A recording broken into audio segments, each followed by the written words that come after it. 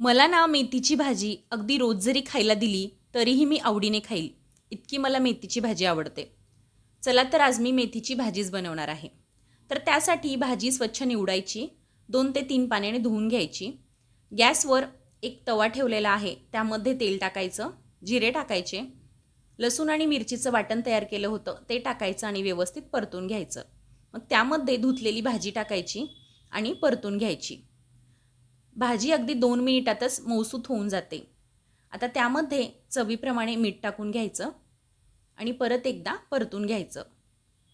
भाजलेल्या शेंगदाण्याचं 4 चमचे जाडसर कूट टाकलेलं आहे, ते देखील यामध्ये मिक्स करून घ्यायचं आणि 5 ते 7 मिनिटं गॅसच्या मीडियम फ्लेमवर भाजीची वाफ काढून घ्यायची. मस्त अशी मेथीची भाजी तयार आहे.